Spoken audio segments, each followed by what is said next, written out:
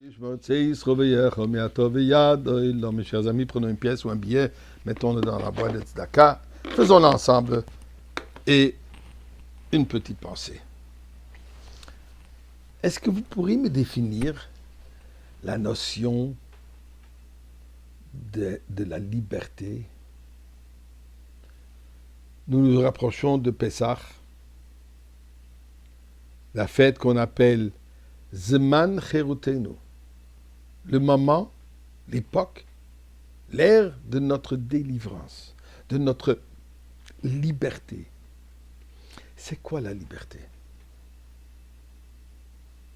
Je suppose que vous serez d'accord avec moi si je dirais que la liberté ne veut pas dire faire ce qu'on veut. Ça, c'est l'anarchie. Et deuxièmement, il n'y a personne qui peut faire ce qu'il veut.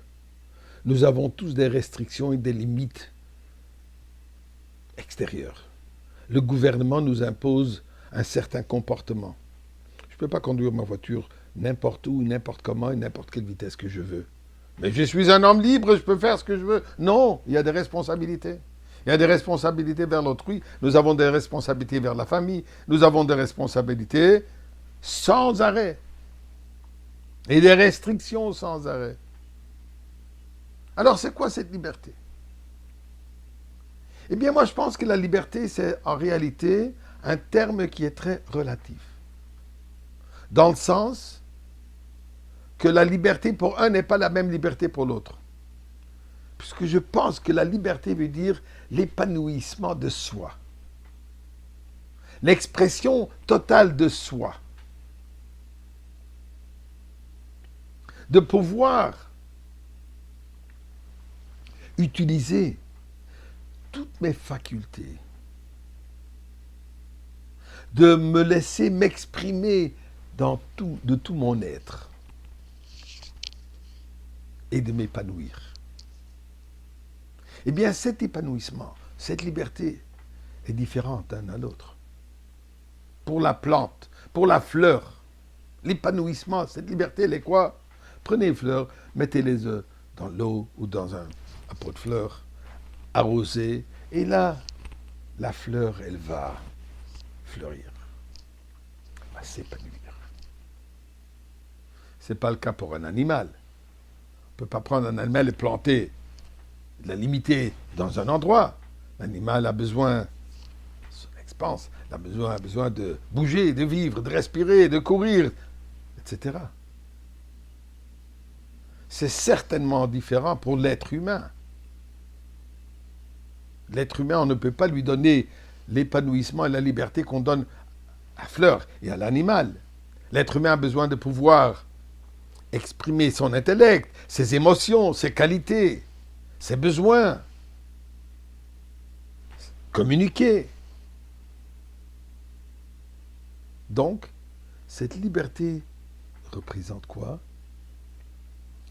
L'utilisation de toutes nos qualités, de tous nos facteurs, de tout notre être. Viens, mon cher Rabbeinu, il dit au peuple juif en Égypte, vous allez quitter l'Égypte et vous allez gagner votre liberté de quelle manière? Veya avdouni. Vous allez servir, nous allons servir Dieu. Effectivement, Dieu va nous donner les commandements, que d'une certaine manière, elle nous limite et nous restreint à un certain comportement. Mais c'est de cette manière que je peux vivre entièrement tout ce que je suis. Puisque, que sommes-nous comme juifs? Eh bien, le juif possède une âme divine. Chacun a une âme. Chacun a une force divine en lui.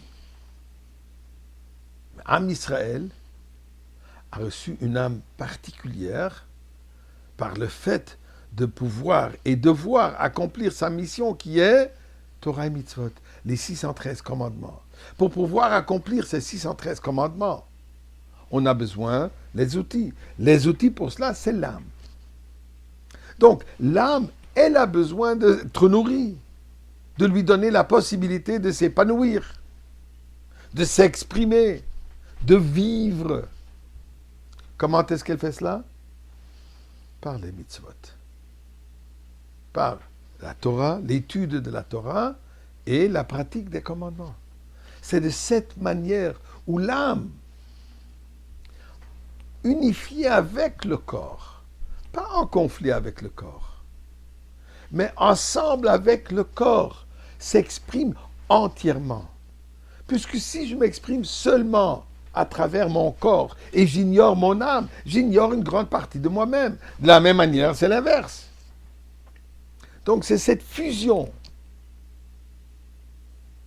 de l'âme et du corps qui vivent en harmonie qui nous amène, Chérutenu, cette liberté.